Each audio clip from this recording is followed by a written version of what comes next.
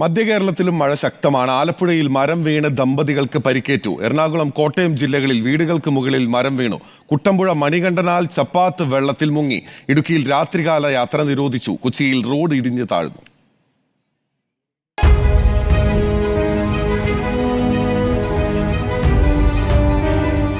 കനത്ത മഴയിലും കാറ്റിലും ആലപ്പുഴ മട്ടാഞ്ചേരി പാലത്തിന് സമീപം റോഡിലേക്ക് മരം വീണു.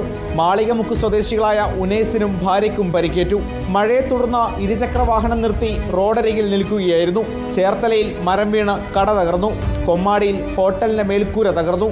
എറണാകുളം കുട്ടമ്പുഴ പഞ്ചായത്തിലെ മണികണ്ഠൻചാൽ ചപ്പാത്ത് മുങ്ങി. ഉറിയംപെട്ടി, വെള്ളാനംകൂത്ത് എന്നീ ആദിവാസി മേഖലകൾ ഒറ്റപ്പെട്ടു. ഈ മണികണ്ഠൻചാൽ ചപ്പാത്താണ് ഞങ്ങളുടെ എല്ലാവരുടെയും ഏക ഗതാഗത മാർഗം. എല്ലാ വർഷവും മിക്കവാറും ഇതേപോലെ വെള്ളം ചപ്പാത്ത് കവിഞ്ഞൊഴുകാറുണ്ട്. ഈ വർഷവും ഇന്ന് ഇപ്പോൾ കവിഞ്ഞൊഴുകിക്കൊണ്ടിരിക്കുകയാണ്. കഴിഞ്ഞ ദിവസവും കവിഞ്ഞൊഴുകിയിട്ടുണ്ട്. അപ്പോൾ ഇതിന് ശാശ്വത പരിഹാരം എന്നത് സ്വാഭാവികമായും ഈ ചപ്പാത്ത് ഉയർത്തുക എന്നത് മാത്രമാണ്. കാക്കനാട് ചെമ്പുമുക്കിൽ റോഡ് ഇടിഞ്ഞു താഴ്ന്നു.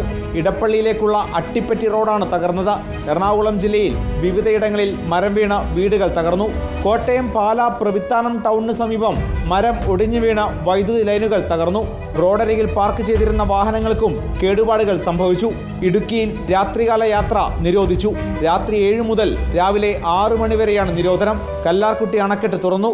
3ാമത്തെ ഷട്ടർ അരയടിയാണ് ഉയർത്തിയത്. പാമ്പിളി അണക്കെട്ടും തുറന്നേക്കും.